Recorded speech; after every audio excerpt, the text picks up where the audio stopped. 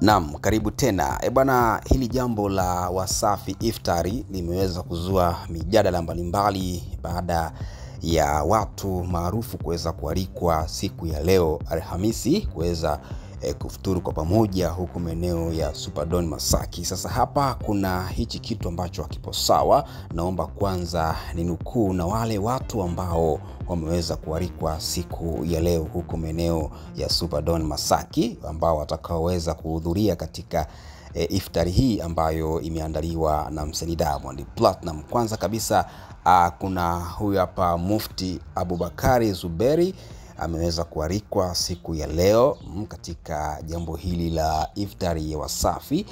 Pia kuna Suleiman Jafo pia na yeye ameweza kualikwa siku ya leo. Tunaenda kuna Albert Chalamila, huyu mkuu wa mkoa wa Dar es Salaam, na pia ameweza kualikwa katika iftari ya leo.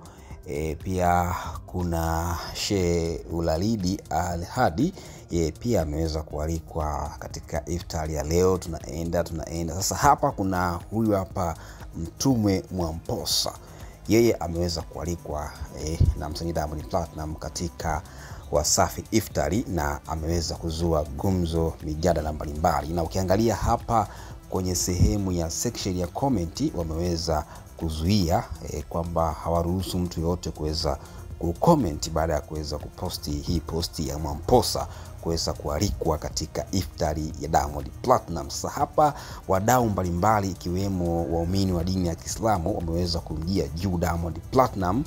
Jambo hili ambalo belifanya ni makosa makubwa sana na ni haramu kubwa kwa yeye kuweza kumwalika mtu ambaye hajafunga. Najua kwamba iftari ni muhimu kwa watu ambao wanafunga kwa ajili ya kuweza kufungua, ndio maana wanaalikwa katika jambo hili la Wasafi Iftari. Sasa jambo hili la Diamond Platnumz kuweza kumwalika Mtume Mwamposa limeweza kuibua hisia kubwa sana kwa mashabiki na kudai Diamond Platnumz kosea sana Mungu, anaikosea pia na dini ya Kiislamu kwa jambo hili la kufanya na kuweza kumwalika mtu ambaye sio Muislamu, Mtume Mwamposa kuweza kualikwa katika Wasafi Iftari, na ukizingatia yeye sio Muislamu, kwa sababu dini ya Kiislamu inataka Waislamu wote wenye uwezo basi waweze kuwafuturisha wale Waislamu ambao hawana uwezo na wamefunga, yani wapo katika somo.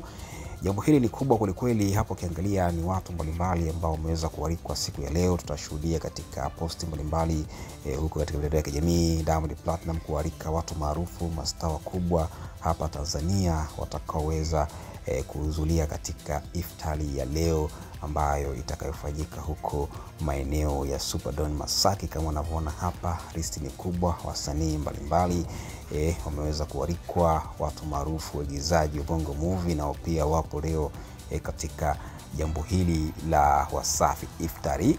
Kama unavyoona hapa, hawa ndio watu maarufu ambao wameweza kualikwa. Ila jambo kubwa ambalo limeweza kugonga hisia za watu ni baada ya msanii Diamond Platnumz kuweza kumwalika Mtume Mwamposa. Jambo hili kiukweli limeweza kuchukiwa na watu wengi sana, kwa sababu hajafanya jambo la ibada. Kumwalika mtu ambaye hajafunga ni kinyume na utaratibu wa dini ya Kiislamu, na ndio maana hata ukija kwenye section ya comment hapa wameweza kuficha, hawataki mtu yote kuweza kucomment kuhusiana na wao kuweza kuposti hii picha ya Mwamposa, wakiwa wameambatanisha na ujumbe kwamba tayari wamemkaribisha katika kufuturu siku ya leo huko maeneo ya Superdome Masaki.